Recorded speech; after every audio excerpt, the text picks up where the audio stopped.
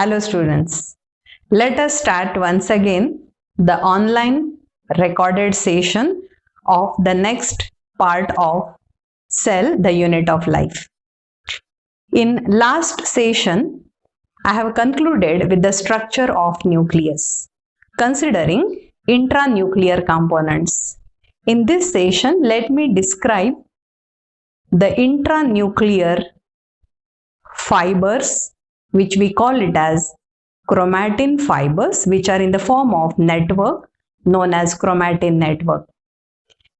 When the cell is metabolically active, the DNA is supercoiled along with the histone proteins, giving a beaded string-like structures, and they are the chromatids, which are in the form of network present inside the nucleus.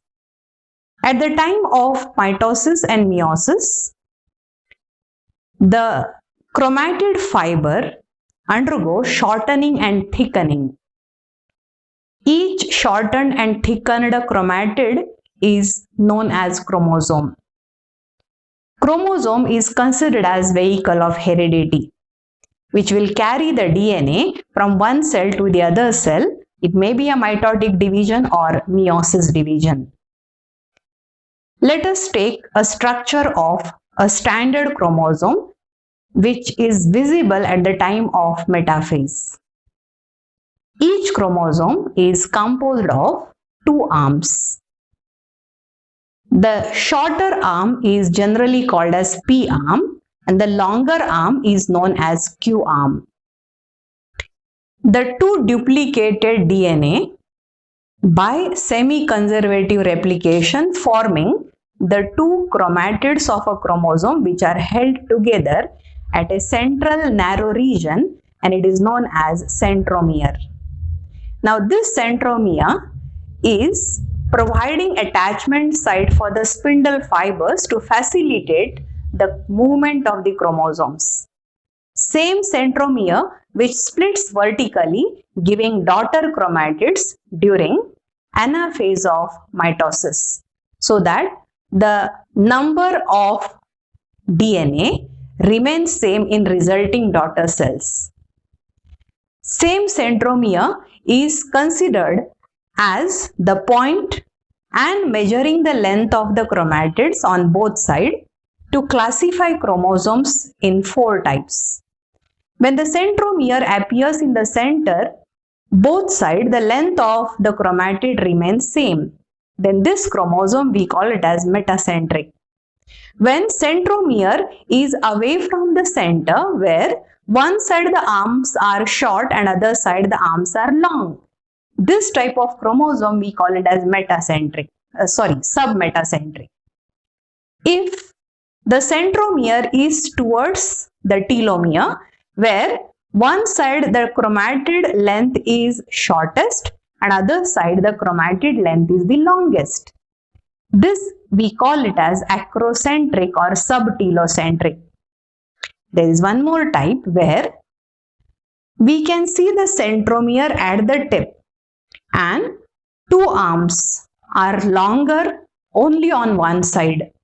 These chromosomes usually fail to show anaphasic moments during mitosis and meiosis, and this type of chromosome we call it as telocentric.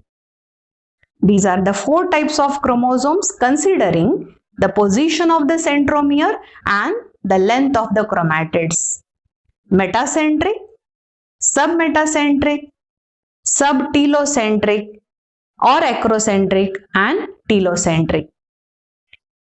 Metacentric chromosome appear like V during anaphasic moment. Submetacentric chromosomes appear like L in anaphasic moment. Acrocentric chromosome appear like comma during anaphasic moment, while telocentric chromosomes they usually fail. In human, if we see the karyotype of the chromosomes, means diagrammatic representation of all the chromosomes forming a set.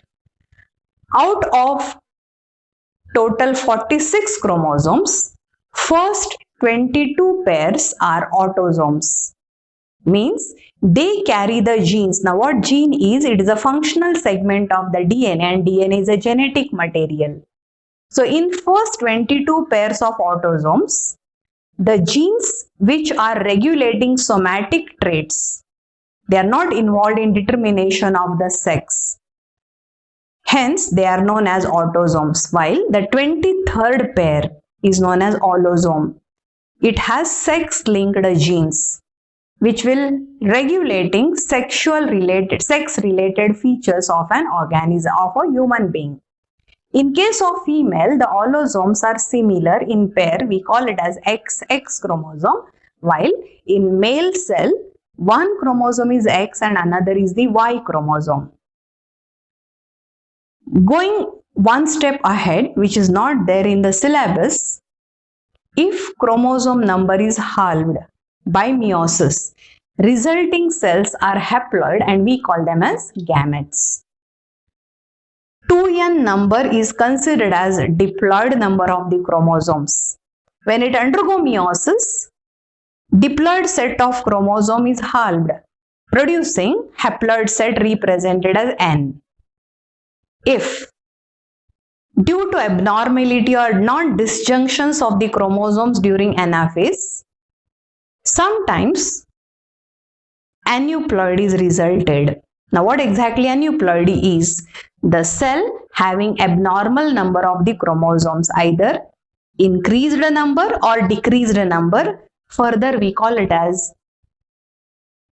polyploidy, or it is also known as hyperploidy and hypoploidy. Hyperploidy where the chromosome number is increased, and hypoploidy where the chromosome number is decreased. But both are dangerous considering survival of the organism. Resulted to this, we are learning the disorders under genetics topic in PUC second year.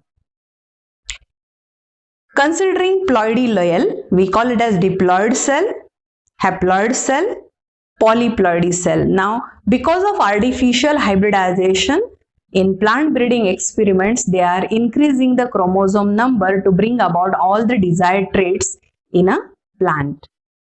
They are producing hexaploidy, octaploidy like this, just to increase the yield, that we will discuss again in PUC second year under the topic enhancement in food production. So in the last session, let me summarize. We have started with the cell. It is structural and functional unit of life. Two types of cells, prokaryotic and eukaryotic, where cell wall is the outermost permeable membrane. Cell membrane is semi-permeable in nature, enclosing endomembranous system, which includes endoplasmic reticulum, Golgi complex, lysosomes, and the vacuoles. Powerhouse of the cell, mitochondria, and the photosynthetic units which stores the pigments, plastids. Then we have completed structure of cilia, flagella, cytoskeleton, ultrastructure of the nucleus, and today I have concluded this topic under the heading chromosome. Metaphasic structure showing centromere, on either side commissural cap with coronary hairs or kinetochores, the two arms, chromatids, the tips of the chromatids are telomeres. Classification of the chromosome based on the position of centromere, metacentric, submetacentric, telocentric and telocentric. Coming to next, we have considered ploidy level, haploidy, diploidy and polyploidy. With this, I'll declare that cell, the unit of life, is completed. In the next session, let us start with the topic cell reproduction, that is mitosis and meiosis. Thank you.